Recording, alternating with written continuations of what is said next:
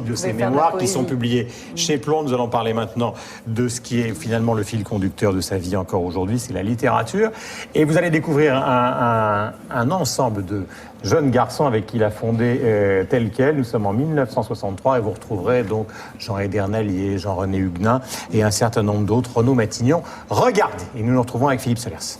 Le groupe Tel Quel, c'est ce groupe de jeunes écrivains qui, au printemps 1960, a fondé la revue Tel Quel. C'est une revue qui a été fondée, en somme, contre l'esprit de vulgarisation, si vous voulez. Et aucune revue ne nous satisfaisait, aucune revue ne nous paraissait, au fond, assez rigoureuse, donnait la place aux textes assez formés que nous souhaitions lire. Dans 30 années, quels écrivains serez-vous, messieurs ? Nous-mêmes. Nous-mêmes dans l'éternité. Mais peut-être à l'Académie française. Ah, si Jean Paulhan y est encore. Je vous remercie, monsieur. Voilà la fondation de Tel Quel. Philippe Solers, parlons un petit peu de littérature après l'agitation de tout à l'heure. C'est vrai qu'à un moment, dans un des chapitres qui s'appelle Cauchemar, vous les voyez revenir, toute cette bande avec qui vous avez fondé Tel Quel, Huguenin, Edernalier, Matignon. Pourquoi ça fait partie d'un cauchemar, alors que ça a été quand même une des revues qui a plus marqué l'histoire littéraire française? Sans doute, mais ça a été un conflit immédiat. Ouais. C'est-à-dire qu'il y a eu une réunion de jeunes gens pour faire une revue, en effet, pour débarrasser un petit peu le terrain des académismes qui avaient encore cours au début des années 1960. Et puis, et ça c'est logique, c'est bien, le conflit a été absolument immédiat et permanent entre les différentes Surtout entre les différentes personnalités. Finalement. Oui, sans doute, pour des raisons qui ne sont pas seulement littéraires, mais aussi politiques, peu importe. Mais ce qui est bien dans un groupe qui se forme, c'est que les conflits éclatent tout de suite. Parce qu'un groupe, ça doit être un conflit. Il doit y avoir des affrontements, et c'est comme ça que c'est vivant et que ça peut continuer. Les groupes qui s'assemblent, qui restent comme ça, ça fait finalement sénateur ou académie. Ça n'a aucun intérêt. Là, il faut des affrontements. Donc Philippe Solers, un vrai roman Mémoire chez Plon. Vous dites qu'on vous a toujours toute votre vie accusé de ne pas écrire de vrais romans. Oui. Pourquoi? Au nom d'un classicisme de la littérature? Oui, il y aurait... Mais maintenant, il faut dire un peu près ce que c'est que le roman aujourd'hui, qui est la marchandise qui s'écluse constamment, les prix littéraires, etc. Le roman, c'est quoi? C'est un livre que les gens ouvrent pour suivre un film. Ils veulent une histoire, etc. C'est comme s'ils voyaient un film. Dès qu'il y a la moindre digression, dès qu'il y a le moindre effet de style, un peu violent, etc., là, ils abandonnent, vous savez, parce que... C'était déjà la critique du nouveau roman, de ceux qui vous ont précédé. C'est-à-dire, oui, il y a déjà eu ça, mais finalement, ça a été dépassé. Le roman américain règne, et au fond, c'est ça. On ouvre un livre, on voit un film. Si c'est pas un film, on referme. Donc Marcel Proust, Céline, tout ça... Je ne connais pas. Donc ça veut dire qu'il y a un rapport au langage qui est de plus en plus en perte neurologique et qu'on voit des images, on lit pour voir des images, pour voir un film. S'il n'y a pas de film... Donc la littérature a perdu. Ah ben la bibliothèque à ce moment-là est complètement évacuée. Vous ne pouvez plus avoir accès à tous les chefs-d'œuvre de la littérature depuis 2000, 3000 ans. Ça c'est fini. Si vous transformez tout en film, c'est pas la peine d'ouvrir, je sais pas, la Marquise de Sévigné, Saint-Simon, les mémoires de Dostoïevski, etc. C'est pas la peine. Il faut que ce soit un film. Donc moi, je fais pas de film dans les livres. J'essaye d'écrire au plus vif du rythme. Mais est-ce que c'est une défaite de la littérature, Philippe? Quoi? Est-ce que c'est une défaite de la littérature qu'on en soit arrivé là? Non, c'est pas du tout une défaite de la littérature. La littérature n'a jamais triomphé au cours des âges. C'est une défaite de la pensée de notre temps, c'est une défaite de l'humanité, c'est pas une défaite de la littérature. La littérature va continuer, les bibliothèques vont tenir, elles seront là encore. Vous savez, il y a eu des époques extrêmement difficiles dans l'histoire humaine, où vraiment plus personne ne savait grand-chose, où la lecture même était devenu un art considérable. Il est possible que demain, quelqu'un qui sait vraiment lire et lire absolument dans toutes les langues, enfin dans toutes les dimensions des siècles, devienne une rareté. Comme il y a eu des moines au Moyen-Âge, ils étaient seuls dans leur... Voilà, peut-être. Ça peut durer des siècles, ça n'a aucune importance. Alors, ça restera. On raconte un peu donc votre histoire au début, telle que vous la racontez. Donc, famille de Bordeaux, oui. Front populaire, la guerre... Famille bourgeoise. bourgeoise, Oui. industrielle.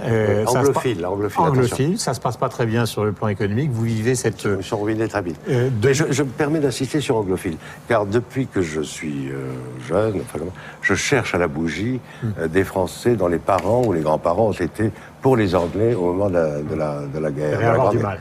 Eh bien, je cherche et je ne trouve pas. Vous voyez, soit ils ont été tous plus ou moins compromis dans la collaboration, Vichy, soit dans les histoires communistes. Mais enfin, c'est une particularité à laquelle je tiens beaucoup. Alors que Mauriac, vous comprenez, était très, voilà. Et j'admirais Mauriac pour ses positions politiques. Je considère que le bloc-notes de Mauriac, tous les gens jeunes doivent lire ça absolument.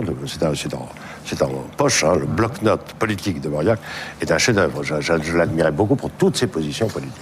Je me demande maintenant, le plus sincèrement possible, quels sont les individus célèbres, plus âgés que moi, dont j'ai vraiment aimé la rencontre et parfois les enseignements.